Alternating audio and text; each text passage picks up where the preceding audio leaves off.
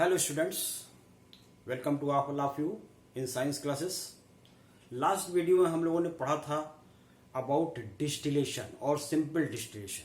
आज जो हम लोगों का टॉपिक है that is fractional distillation. Fractional distillation क्या होता है? The mixture of two miscible liquid, दो लिक्विड का मिक्सचर जिसमें कि दोनों का बीपी का बॉइलिंग पॉइंट का डिफरेंस कम से कम 25 डिग्री या इससे ज्यादा हो। अदरवाइज एक सिचुएशन आएगी जब दोनों की दोनों ही लिक्विड्स वो इवेपोरेट होने लगेंगे साथ साथ। एक तो मान लिया बॉयल होने लगेगा, दूसरा इवेपोरेट होने लगेगा और इस पूरे प्रोसेस में एक हिंड्रेंस क्रिएट करेगा। सो this is the process of separating to miscible liquids having the BP difference, that is boiling point difference at least 25% or more than this. So fractional distillation is a process by which we can separate the mixture of two miscible liquid. The boiling point difference of the two liquids must be more than 25%. Less than 25% difference will create hindrance in separating the two liquids. The mixture of water, that is BP 100% and acetone, water और acetone का जो mixture है उसमें water का जो BP है वो 100 degree है, एसीटोन का 56 डिग्री है।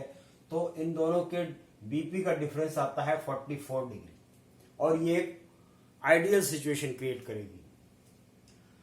कैसे करेगी अभी हम लोग जानते हैं। और मिक्सचर ऑफ वाटर जिसका कि बीपी 100% है, 100 डिग्री सेंटीग्रेड है, और इथेनॉल जिसका 78 डिग्री, यानी कि डिफरेंस केवल 22 डिग्री सेंटीग्रेड का आएगा। तो ये एक बहुत आइडियल सिचुएशन नहीं होगी। क्यों नहीं होगी अभी हम जानते हैं।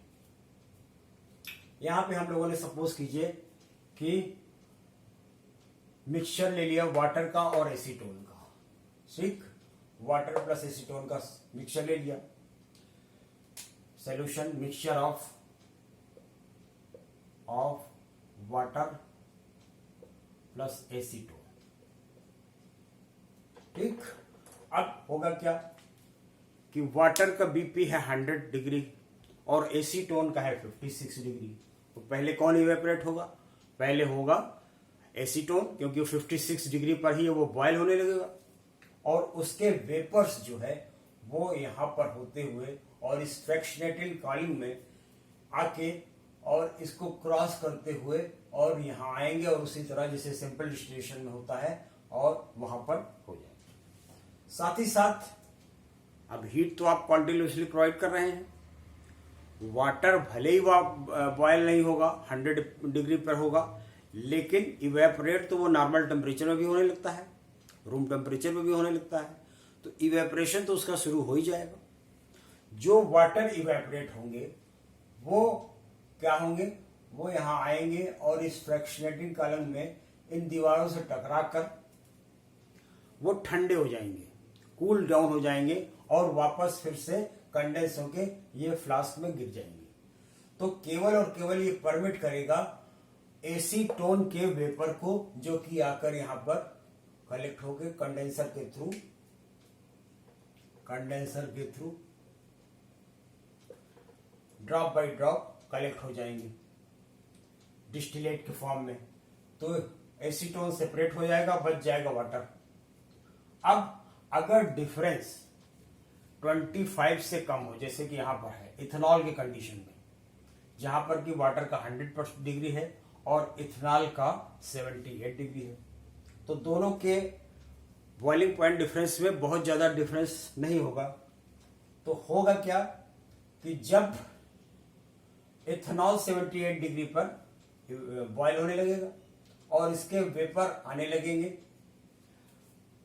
लेकिन साथ ही साथ ये भी 100 डिग्री बहुत दूर नहीं है, ये भी इसके भी कुछ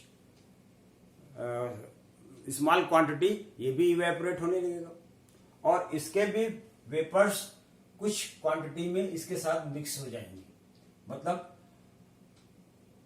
along with the vapors of ethanol the vapors of water will also come here and cool distillate and mix with distillate.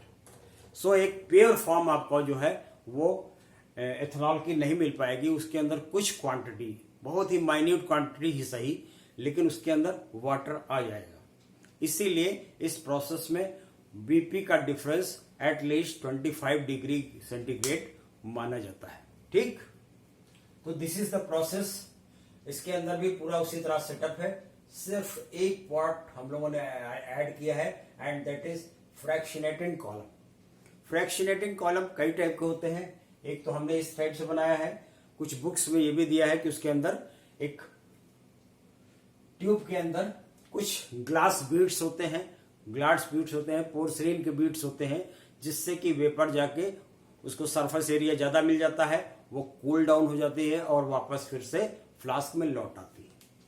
So this is the process by which we can separate the two miscible liquids having the BP difference at least 25 degree centigrade.